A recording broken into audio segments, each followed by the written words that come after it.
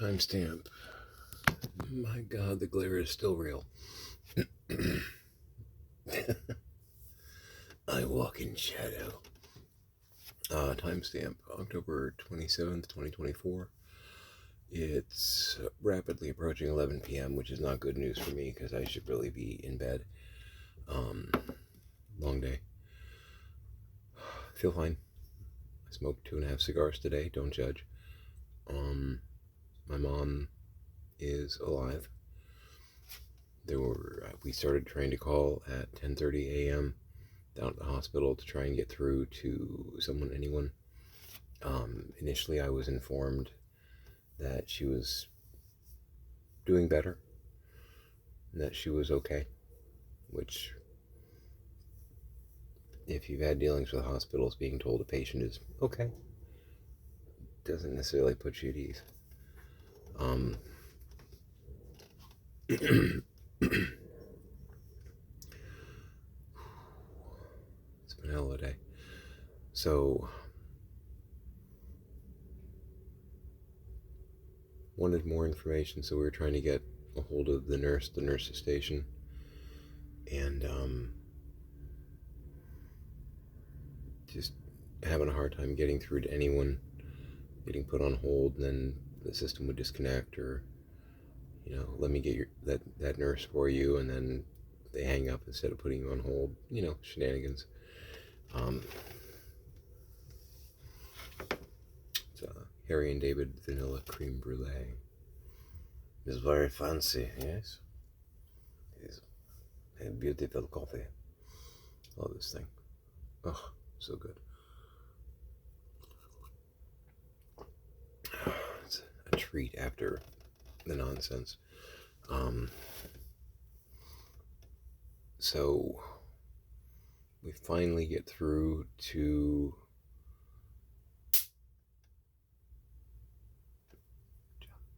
her nurse at we've been calling like every half hour, every hour, just trying to do little chores around the house.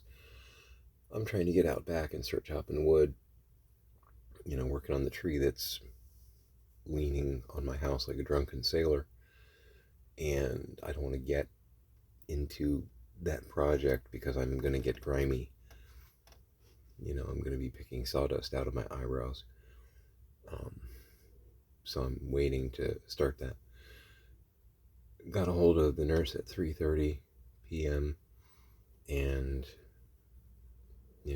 playing the switchboard game and all that.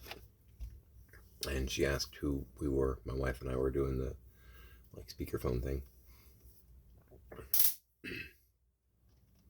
And we announced who we were. And she said the patient has requested I don't disclose information to you, and I hung up the phone. It's like, wow, okay. That's both adorable and, what's the word I'm looking for? Stupid. If that's actually what's going on, because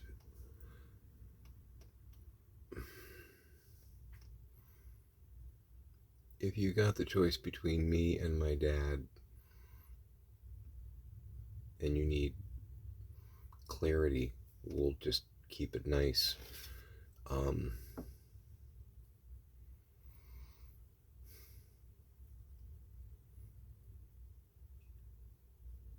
It just, to me, doesn't seem like a hard choice as far as who should get information there. You know what I mean? With where my dad is, I'm kind of the guy. So,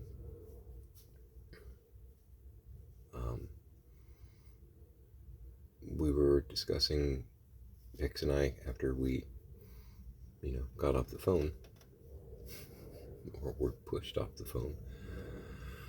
We were discussing talking to my mom's chaplain,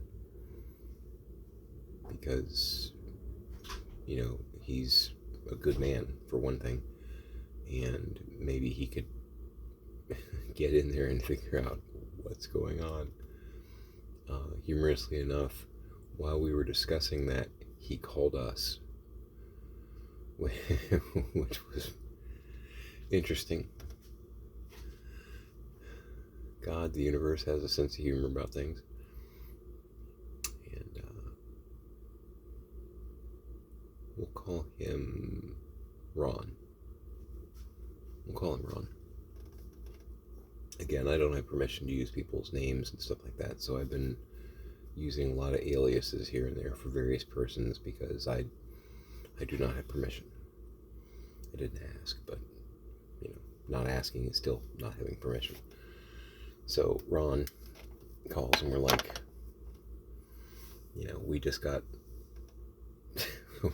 another door slammed in our face.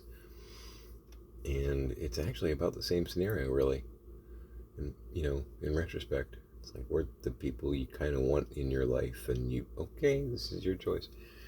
And he said, well, I'm going into a meeting right now, but text me the room number. I was already planning on heading out there because I had heard she had called the ministry that he works with, and he'd gotten the message, and he was, on the case, as it were. He's a good man. He's a really good man.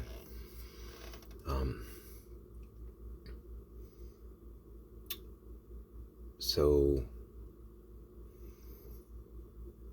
half an hour goes by, and my mom calls Kelly's cell phone. Now, from before, because Kelly was the one, Pixie, my wife, she was the one that was handling a lot of the medical stuff because she actually has a background in that. And I was handling a lot more of the domestic. I was the butler. I buttle. Can't escape Tim Curry roles, can I?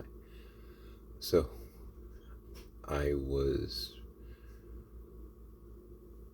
on record as someone that could be talked to, but they didn't necessarily have my number on file. They did, however, have, apparently, Kelly's number on file because my mom didn't have her cell phone, because my dad has her cell phone. So she had access to the numbers. I don't know that she knows her own cell phone number, but she certainly knows the house line. We've actually had that number for over 40 years. They actually transferred it to Pasco County from Hillsborough County, which I think is hilarious, and I plan on, when they are gone, I plan on keeping that number just like indefinitely. Just because it's our number. So she knows that number, but she had tried to call it, and Dad wasn't picking up, which, considering the phone shenanigans of the day before, I'm not shocked.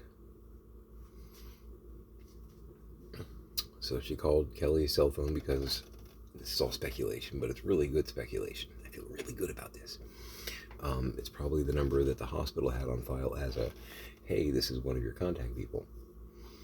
So, we're both there on speaker, it's like, why did you tell them to not give us information? And she says, I didn't tell them that. And then a minute or two later, she's like, I just didn't want there to be big drama or whatnot. It's like, okay, again with the gaslighting, you see where we're going with this. But she says she's doing okay, and she might have been able to go home today, but she couldn't get a hold of Dad, which,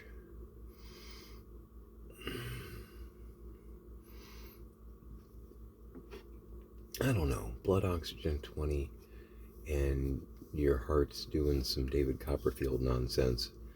I don't know if they're going to get you out the next day. You know what I mean? I don't know if it's we kept you overnight, but you're fine, bye. But according to her, she could have gone home but couldn't get a hold of Dad, so they're going to probably discharge her tomorrow. And Pix broke down and or laid into her. It was like, we thought you were dying. You can't do that. We've already been through this. Absolutely understand that you want to talk to Dad. I totally get it. But at the end of the day, when it comes to clear decision making and whatnot, we're the people you should be calling. Because despite everything that has transpired, and I'm referring, of course, to our felonious ways, we have always been there to try and help. Even when doors got slammed in our face and we got accused of things. I mean, I walked away from a full-time job that was paying me pretty good and was about to start paying me even better. I'm not going to go into details here, but it was about to get really good. Like, best money of my life, good. And I walked away from that to try and save their lives. I mean, it sounds like, oh wow, oh, so dramatic, but it's the truth. Because I got a mom that the hospital system's trying to kill, and a dad that's sitting on the porch talking to the angels with a pistol in his lap.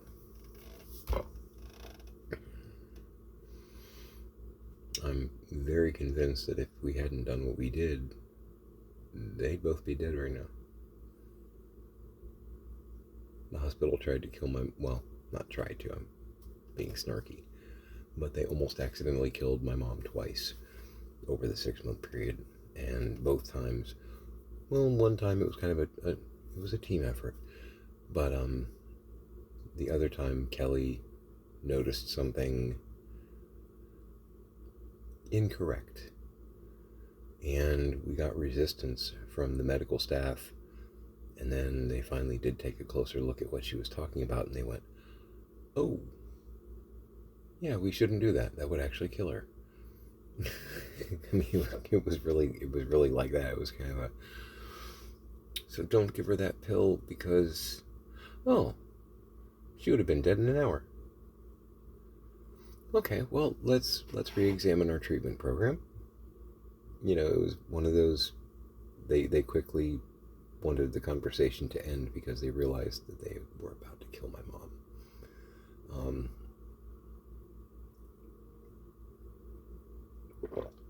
Oops. So, and here's the thing. My dad's not going to catch any of that. He's not going to. He's a good man. And his brain is broken. It's just fact. You know, it's one of the shittiest facts to be able to actually admit, you know, out loud, but doesn't change the fact that it's fact. So,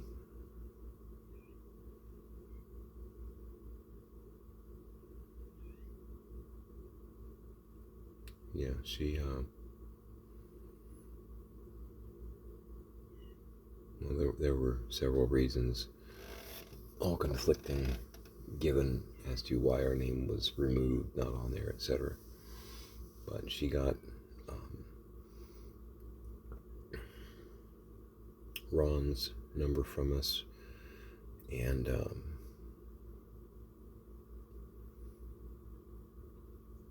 it's about where we left off, frankly. She said she wasn't mad. She didn't mean to scare us, you know. I don't know if we're playing games, if I'm getting a door nicely slammed in my face. I don't know what's going on at this point.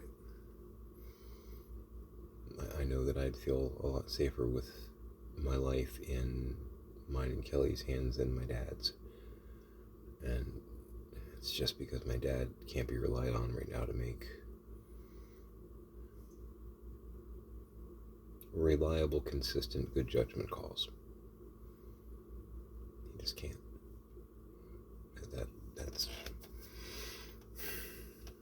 That's Fred of 10 years ago, not Fred of now. So, and I'm seeing it more and more.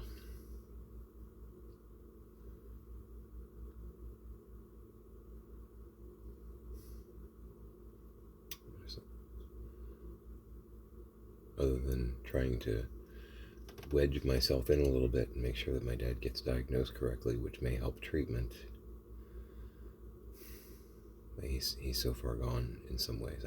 You don't come back from this. You know what I mean? You can slow it down a little bit here and there, but you can't. Once it's gone, it's gone. So, that's what I can do and what I cannot do. So yeah, after that I got on the roof with a pole saw and every now and then sang the Lumberjack song from Monty Python. I never wanted to do this. I always wanted to be. Anyway,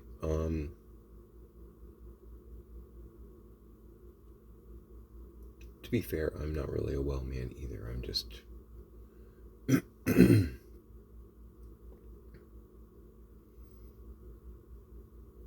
having fun as much as I can with this situation, which is not incredibly easy. Luckily, I'm that kind of bent, so I'm able to. I've made a lot of lemonade over the past 2 years.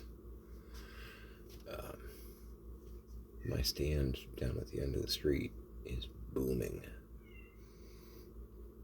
15 cents a cup. Lined up around the block. Yeah. And that lady with her milkshake got nothing on me. Nothing on me. Yeah. But yeah, so I got a lot of the big branches that were over the house. I did not touch the branch that is leaning on the house. Somehow I thought that might end poorly, so I left that one there.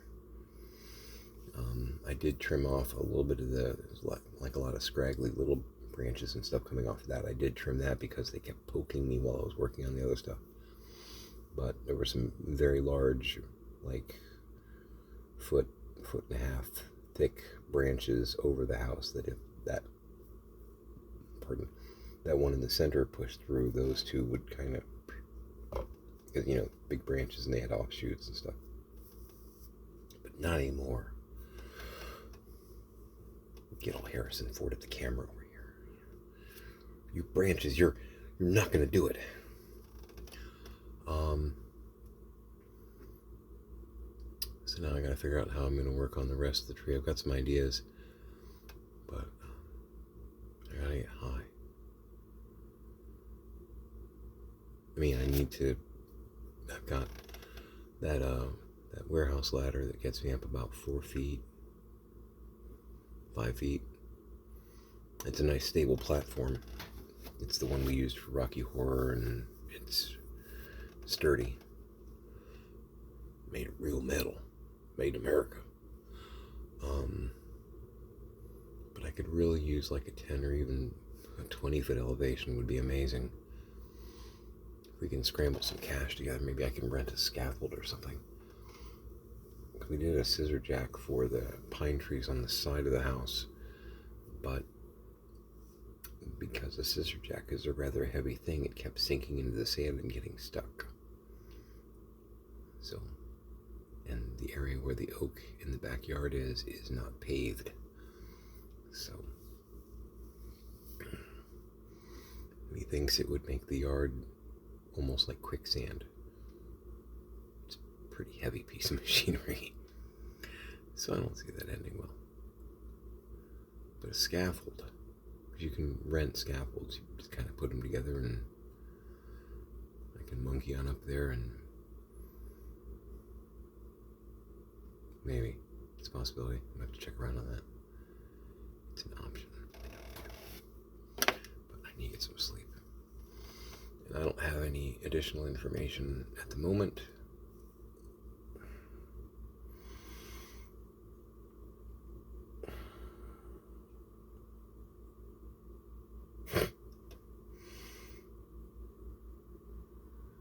I guess given the past year and a half, 2 years, this is kind of a normal day, really. Yeah, I know we're supposed to be working Pix and I are supposed to be working today and tomorrow. Beyond that, they're still figuring it out. But I know the district manager is trying to get us into as many different stores that are broken as he can because, he sees the value. Yay. So pay me better. What am I saying? That'll never happen. Yeah. I'll let you know more when I know more. I have no idea when that's going to be because I might be off the guest list. Don't know. Fun and games with the Wolfgangs.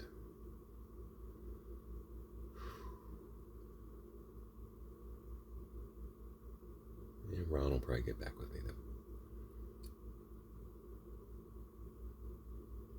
You know what I mean? He's more of a mediator than he is anything. He's not gonna. If my mom has some kind of weird notion in her head, he's probably gonna try and talk her out of it. I don't know. I don't know what's in her head lately. Or my dad, frankly. But I mean, you expect it with him. Anyway, I'm gonna sign off. Make it a great day.